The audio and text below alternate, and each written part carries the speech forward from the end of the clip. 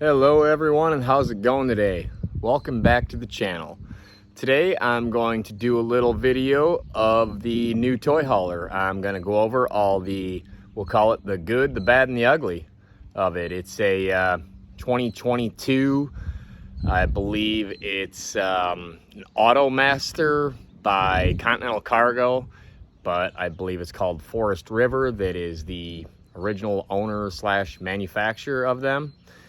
It's 40 foot. I don't know what the exact model number is, but I'll go over it in detail as much as I can. So we'll start with the outside, the good, the bad, the ugly. Start up front. We've got the two storage compartments down here. Got the two batteries in there. Got the battery disconnect right there. I do not have propane or anything. I'm actually going to get a 40 gallon tank, or 40 pound tank I should say, and weld a bracket in there, and then I'm going to plumb for a external fitting over on the side by the doors, so that way there I can hook up the Blackstone. We'll start with one thing that I do not like is this. Different keys for every single door on this. Not a big fan of that. I mean, I guess maybe that's just the way that trailers are, but to me, having 4 different keys, you got one set of keys for the back door, one set of keys for the side door, one key for the power lift system, and then one key for these front storage doors. I just wish that there maybe could have been a little better setup or whatever of this. Let's see, I don't really have much negative to say about the front. I do have to say that I learned a lesson that my roll top tonneau cover for my truck will not work perfectly with that. I thought that it would. People said that it probably would. This one happened within about 5 minutes of ownership, turning my first sharp corner and going up a little bit of an incline. I mean, I'm gonna take that off. Nothing happened to the tonneau cover besides it ripping the felt. I mean, you wouldn't even know that there was any issue at all. I did have to adjust this up. There's some adjustability over here on the side to adjust the neck portion of the gooseneck, I guess that's what you'd call it. Don't know the technical name, but I adjusted that up 2 inches. This is the last adjustment as far as going up. There's more up to where I can come down farther, but that's as far as it'll go up. It sits much more level on my truck with that setting. It also has dual or manual, we'll call them feet, in case you lose power, you know, or if your batteries die and you're sitting like it is right now. There's a hand crank that you can use to crank both of those feet down and still get back on your truck and get rolling. It's got the windows, one on each side right there. That's up in the bunk area where the bed is. I do like this style of door holdbacks. I like that. Once again, you know, this key and this key right here are the same key, or sorry, I shouldn't say that key. Both of these keys right there are the same key. This one, in order to open, you just use this handle. So, like that. But in order to get it to latch, you actually have to turn it. You can't just push it shut because it will not work that way. Not a big deal, just something to know. I did get the 20-foot awning, power awning, which is really nice. I do like that quite a bit. All right, just had a little technical difficulty. The camera on my phone got a little foggy. As you can see, obviously, it's got triple axles. I believe they are triple 7,000-pound axles with 10-ply tires. They do have warranty. I'm not sure what the warranty is, but I do have to submit that, you know, on my own. One thing, as you can tell, it is slightly dirty, but I do have a very long gravel driveway.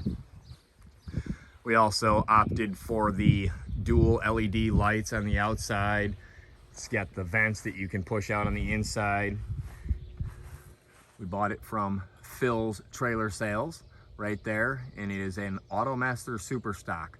Like I say, it's a Continental Cargo, but they're owned by Forest River. So there's that. Got the LED tail lights right there. Got the visor overhang, I believe that's called, with the loading lights and everything. Really like that. That's pretty nice. One of the bad things that I noticed back here, which I don't even know if you're going to be able to tell on here, but I'll zoom in on this. This is one of the low quality things. They didn't even, that's not even mounted correctly, that one specific bumper. As you can see, this one sits nice and flush on there, but that one's kind of angled out quite a bit. So I'm also already going to be getting a warranty claim going on a few things, because the very first little bit of rain that we got, it actually leaked inside a little bit. Not a huge deal, I'm hoping, but they are going to be taking care of it. So really nothing different on this side. Got an LED light there, same as on the other side. Another vent window for the kitchen area. I did not get a full kitchen. I'll show you once I get in there, but we got the fresh water connection, city water connection, fresh water drain for the holding tank, gray tank, sewer connection. This right here is for the 50 amp power, which is pretty nice. This right here is where you put for that hand crank if you do lose power, and that will crank those 2 feet down. So that is that. That's pretty much it on the outside. I mean, really, I saw this on the internet and I really liked the look of it. Goes with my truck pretty good. I mean, obviously my truck is all white with black trim, so I figured I'd give this a shot. And you know, I don't believe that the quality is perfect. It's definitely not perfect, but I don't think that quality control is really a thing anymore. You just don't get it. I mean, I just bought my truck 2 months ago and it had issues from the get-go also. But we'll go ahead and go on inside. One other thing I forgot before I go inside, it does have one air conditioner. There's another vent back there.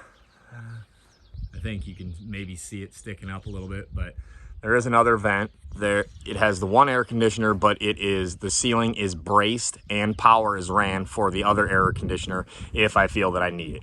So far, this trip, the one that we just got back from the Badlands, wasn't terribly hot, but I'll tell you what, that one air conditioner did a great job.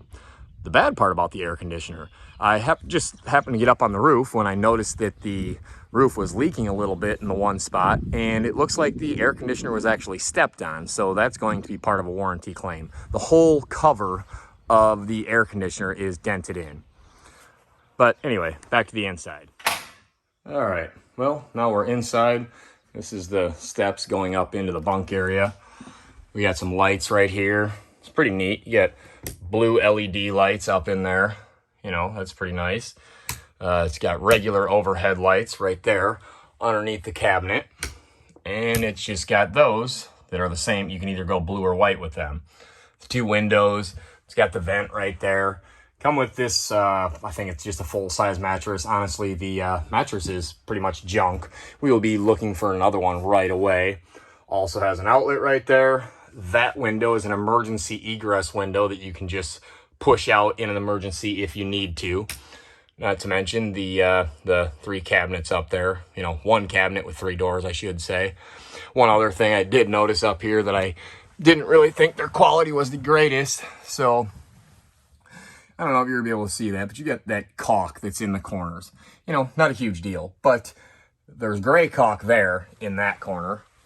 There's gray caulk there in that corner. There's half the places in here next to this same silver trim that's clear caulk. I just don't get it. It's like they just ran out of certain color caulk and decided to switch it up a little bit. Just minor detail, but, you know, not a big fan of that. We put these little hangers here to hang our towels or something on once we get out of the shower, which brings us to the small bathroom. It's small, but it does serve its purpose. Got lights right here, exhaust fan right there. We already switched out the, we're not gonna use this. This is how it came for a shower curtain, you know, a little collapsible one. We're actually gonna be taking that out. We got this actual curtain. This is actually a medicine cabinet. Pretty nice, you know. Got your typical RV toilet. That down there is like access to your plumbing or whatever if you need to get to that. Shower's tall enough for me, which I'm 6'2", that's not too bad. Here's your pump power and all that stuff. You know, that's for all your water pressure. That's to turn your water heater on and off. Might as well turn that off. This is access to your shower plumbing. We got all this down here. Your water pump, water heater, plumbing. We got that little, this little pop-up outlet, which is pretty nice. That's pretty nice. It's got 2 outlets and USB ports and everything on there. That's pretty nice. I don't know how often that'll get used, but that's a good thing. We bought a little water filter and all that stuff, trying to get all this RV stuff together because we're new to this stuff, so we're learning as we go. And now to the back of the trailer. Oh, we got a light right here also. That's actually quite bright. So here we go for the rest of the trailer. We got the E-track all the way to the back door. So that's 25 foot of E-track. Our garage is actually like 25 feet 6 inches. 25 feet 6 inches from the back door, closed back door, to this cabinet right here. 25 feet 6 inches. This is our controls for the air conditioner. This right here is to extend and retract the power awning. Right now I have the clear LED lights on. I can turn those off either at the front of the trailer where I am right here, or you can turn them on and off in the back. Then I've got the lower LEDs right there. Then you've got the, recessed floor LEDs. There's 4 of them. So those are pretty neat. Blue LEDs on the bottom and blue LEDs on the top if you want. So there's plenty of lights. You got your exterior lights and blue step lights and everything. So we'll just go with those for now. But we got, this cabinet was actually only put in because I did reduce part of the kitchen area, if you want to call it, because I wanted more than 22 feet of garage. I wanted 25 feet of garage because we're putting 2 side-by-sides at least in here. So this cabinet was kind of part of the package, but it was a base cabinet that I believe was going to be right here. So they allowed me to just switch it to an overhead cabinet. One thing I'm not a huge fan about this cabinet is that there's no shelves in it. It's just one big, wide open cabinet. So either you have to make shelves. We got a lot of rugs in there so that when we're out, either you have to make shelves or you just kind of pile stuff in there. So I don't know which way we're going to go about doing it. For now, we got some Rubbermaids. We're just going to kind of keep it like this. It worked on this trip. Not a bad thing. So back to the rest of the stuff. It's got plenty of power outlets. We got these 2 fold down beds. They also fold into couches, which is pretty nice. My kids slept on them at the Badlands. They said they were quite comfortable. Another thing, we bought the spare tire. I bought the cheap spare tire, just a steel wheel, nothing special. Same tire that's on there, but just a cheap steel wheel. I did also opt, thanks to the guy that I put the order in with, I opted for the spare tire storage location. I am not going to be using it for a spare tire storage location. Geez, if I get the words out. Because we're always going to have the side-by-sides in here. So if we do get a flat, I'm going to have to pull them out and all that good stuff just to get to the spare tire. So I really only wanted this compartment right here for storage, which that's where we put a lot of our tools, you know, not stuff to change tires, but just a lot of tools. Back on the back door, these latches right here are for the back handles, and really all they do, I mean, I actually not a huge fan of them either. They just spin up like this when you turn the latch on the back door.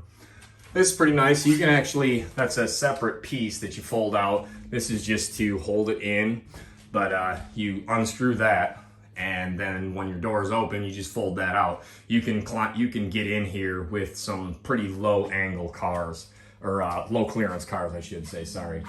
But that's pretty much the whole thing. I mean, it's not perfect, like I said. This sticker is kind of ruined because right up here is where the water was running down the wall. I don't know if you can see any of that right there, but yeah, this is where the water was running down the wall. You can see a little bit of the water spots right there.